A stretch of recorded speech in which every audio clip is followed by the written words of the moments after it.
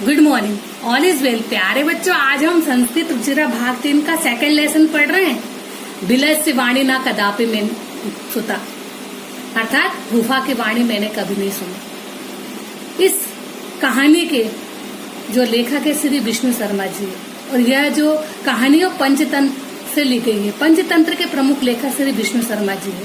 विष्णु शर्मा जी ने इस ग्रंथ की जो रचना है राजा अमर शक्ति के मूर्ख पुत्रों को नीति शास्त्र की शिक्षा देने के लिए की गई थी। इस पंचतंत्र में 5 खंड है जिसे तंत्र कहा जाता है। इसमें अनेक कथाएं हैं, कुछ बीच बीच में शिक्षा पत्र श्लोक भी दिए गए हैं, और ये जो कथाएं वो गद्य पद्य में दी गई है। आगे वीडियो के माध्यम से हम पूरे लेसन का एक्सप्लेनेशन पढ़ेंगे। धन्यवाद। घर पर रहें, सुरक्षित रहें। प्यारे बच्चों, आज कक्षा 8वीं रुचिरा भाग 3 का हम सेकंड लेसन पढ़ रहे हैं। बिलस वाणी ना कदापि में श्रुता। बिलस वाणी ना कदापि में श्रुता अर्थात गुफा की वाणी, गुफा की आवाज मैंने कभी नहीं सुनी। यह जो लेसन है संस्कृत के प्रसिद्ध कथा ग्रंथ पंचतंत्र के प्रतितंत्र काकोलुकियम से लिया गया है, और इस पंचतंत्र के जो मूल लेखक हैं विष्णु शर्मा जी हैं। इस ग्रंथ की रचना विष्णु शर्मा जी ने राजा अमर शक्ति के मूर्ख पुत्रों को नीति शास्त्र की शिक्षा देने के लिए की थी। पंचतंत्र में 5 खंड है जिसे तंत्र कहा जाता है। पंचतंत्र एक प्रसिद्ध कथा ग्रंथ है जिसमें अनेक कथाएं दी गई हैं। बीच बीच में बहुत ही अच्छे शिक्षाप्रद श्लोक भी दिए गए हैं, और इसमें गद्य और पद की कथाएं दी गई हैं। और इन कथाओं में जो प्रमुख कैरेक्टर जो होते हैं वो प्रायः पशु पक्षी होते हैं। सबसे पहले हम संस्कृत में पढ़ेंगे और उनका शब्दार्थ पढ़ेंगे और फिर उनका अर्थ पढ़ेंगे। ट्रांसलेशन। कस्मिंचित् बने खर नाम सिंह प्रतिवस्ति स्म, स कदाचित् इतस्तः परिभ्रमन् क्षुब्धात् न किंचित्मपि आहारं प्राप्तवान्। ततः सूर्यास्त समय एकां महती गुहां दृष्ट्वा स अचिन्त्यत् नूनमेतस्यां गुहाया रात्रौ कः अपि जीवागच्छति, अतः अत्रैव निगूढ़ो भूत्वा तिष्ठामीति। कस्मिंचित् का मतलब होता है किसी, बने यानी जंगल में, प्रतिबस्ती यानी रहता था, कदाचित यानी किसी समय, इतस्तः यानी इधर उधर, परिभ्रमण यानी घूमता हुआ, क्षुब्धार्थ यानी भूख से व्याकुल, बहुत अधिक हंग्री, वेरी हंग्री, आहारम यानी भोजन, किंचित तपी यानी कुछ भी, एकाम यानी एका, महती यानी बहुत बड़ी, गुफाम गुफा केव, दृष्टवा यानी देखकर, अचिंत्य यानी सोचा, नूनम यानी निश्चित रूप से अवश्य ही, एतस्याम यानी इसमें, रात्रो यानी रात में, को अपि यानी कोई भी। अब हम इसका हिंदी ट्रांसलेशन पढ़ेंगे। कस्मंचित बने खर नाम से प्रतिवस्ति स्म, किसी वन में खर नाम का एक शेर रहता था, शेर लायन रहता था। सह कदाचित इतस्तः परिभ्रमण क्षुब्धात् न किंचित्मपि आहारं प्राप्तवान, किसी समय बहुत अधिक भूख से बहुत अधिक हंग्री था वो, और इधर उधर घूम रहा होता, परंतु उसको कोई भी भोजन नहीं मिला। ततः सूर्यास्त समय एकां महती गुहां दृष्ट्वा स अचिन्त्यत्, तब जब सूर्य अस्त हो रहा था, होने पर के समझ में बहुत बड़ी गुफा देखी और सोचने लगा, नूनम एतस्यां गुहाया रात्रो कः अपि जीव आगच्छति, कि निश्चित ही इस गुफा में रात में कोई ना कोई प्राणी आता है। अतः अत्रैव निगूढ़ो भूत्वा तिष्ठामि, निगूढ़ो का मतलब होता है छिपकर बैठना, हाइड है ना, आगच्छति यानी आता है, तिष्ठामि यानी बैठ जाता हूँ, कि अतः जो है मैं यहाँ पर जो है छिपकर बैठ जाता हूँ। इसका हिंदी ट्रांसलेशन दिया गया है। देखिए कि किसी वन में खर नामक एक शेर रहता था। एक दिन की बात है कि बहुत अधिक भूखा था, भूख से व्याकुल होकर वह जंगल में खाने की खोज में इधर उधर घूम रहा था, पर उसे कोई भी भोजन नहीं मिला। और सूर्यास्त के समय से बहुत बड़ी गुफा देखी, उस गुफा को देखकर उसने सोचा कि रात में अवश्य कोई यहाँ पर जीव गुफा में आएगा और वह मुझे यहाँ पर छिपकर बैठ जाना चाहिए, है ना, और ताकि यहाँ छिपकर इंतजार करने से कोई जीव आए और उसे अपना भोजन बना ले।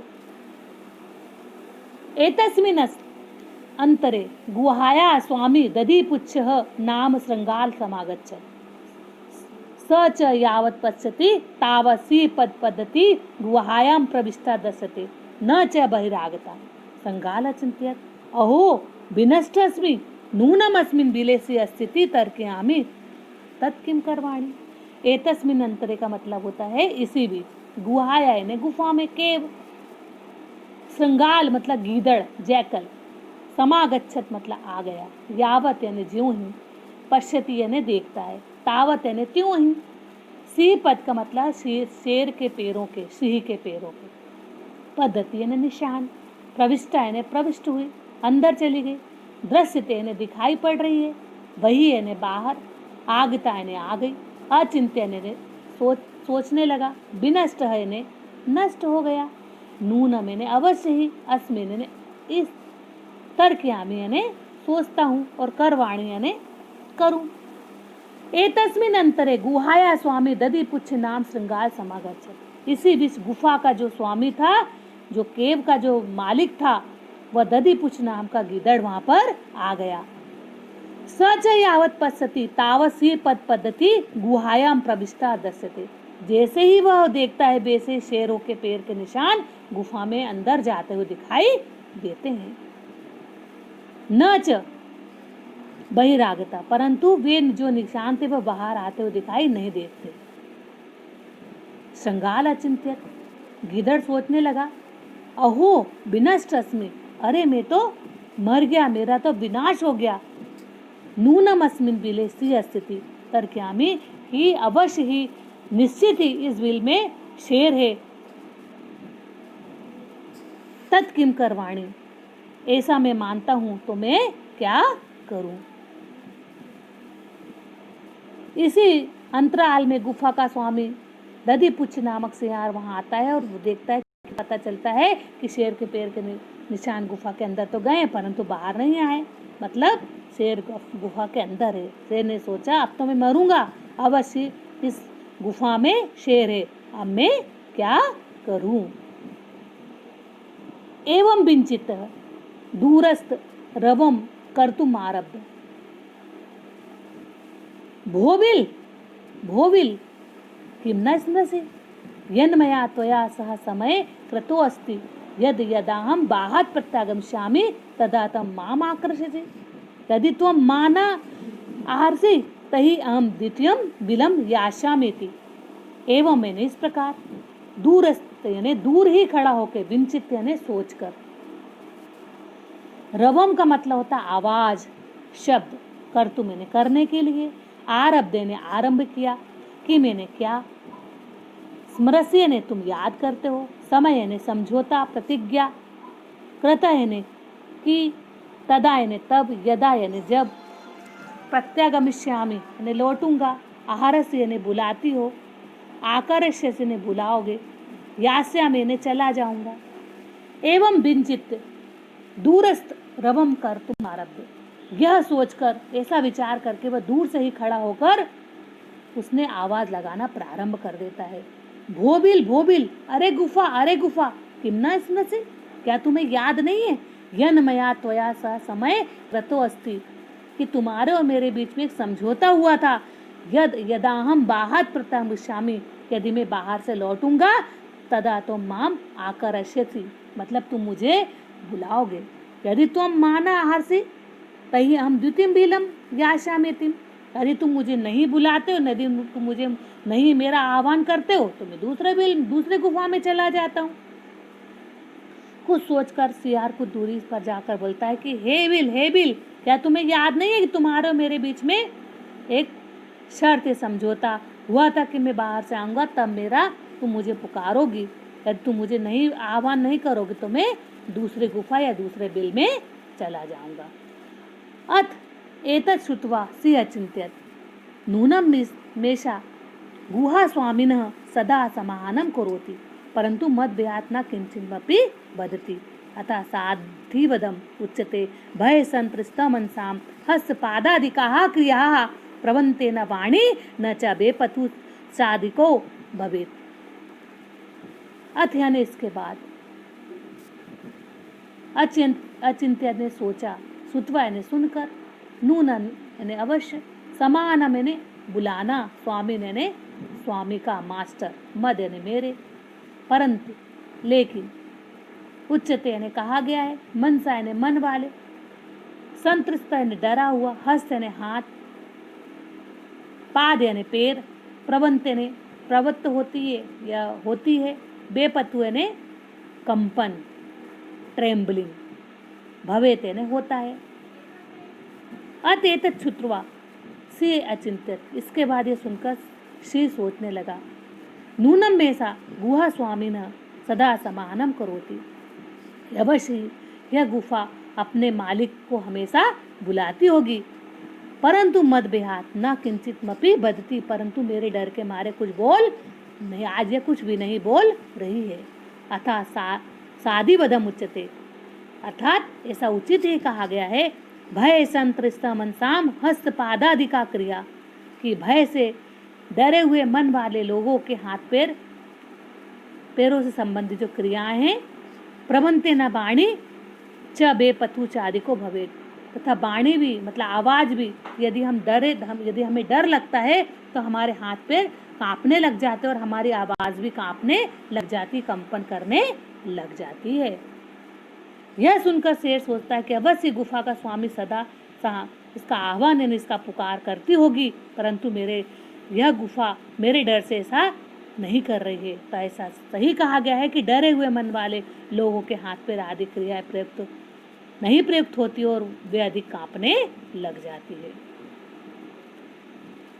तद अहम अस्य आह्वानम करोमि एवं सह बिले प्रविश्य में भोजन भविष्यति, इत्थम विचार से सहसा श्रृंगालस्य आह्वानम करोति, श्रीहस्त उच्च वर्जन प्रतिध्वनिनाम सा गुहा उच्चे श्रृंगालम आहावत, अनेन अन्यपि पशव भविता आवन। तद यानी तब, आहनम करो मैंने बुलाता हूँ, मैंने मेरा, भोज्य मैंने भोजन फूड, इत्थम मैंने इस प्रकार, विचार करके, सहसा ने अचानक, उच्च गर्जना मैंने बहुत जोर से दहाड़ना, रोर, प्रतिध्वनि का मतलब होता गूंज के द्वारा, एको, उच्च यानी जोर से। अब उसने कहा कि अब मैं इसे बुलाता हूँ, इस प्रकार, तद हम अस्य आह्वान करोति, अब मैं इसे बुलाता हूँ, एव सह बिले प्रविश्य में भोज्यम भविष्यति, और ये गुफा में जब प्रवेश करेगा, गुफा में जब घुस जाएगा तो ये मेरा भोजन बन जाएगा। इत्तम विचार से सहसा संगालत आह्वान करो, ऐसा विचार करके वह सिंह ने एक वह गीदड़ को बुलाया, सिंहस्स उच्च गर्जना प्रतिध्वनिनाम सा गुहा उच्चे संगालत आहावयत, और शेर की ऊंची गर्जना, दहाड़ की गूंज उस गुफा में इको इको करने लगा और जोर से गीदड़ को बुलाया। प्रतिध्वनि सा गुहा उच्चे संगालम आवत, उसने शेर को बुलाया, अनेन अन्य अपि पशव भयविता अवन, और इससे अन्य पशु भी बहुत अधिक डर गए और डर के वह ये संगालो अपि तथा दूर पलायमन, और सियार भी यह दूर भागता हुआ ये श्लोक पढ़ने लगा।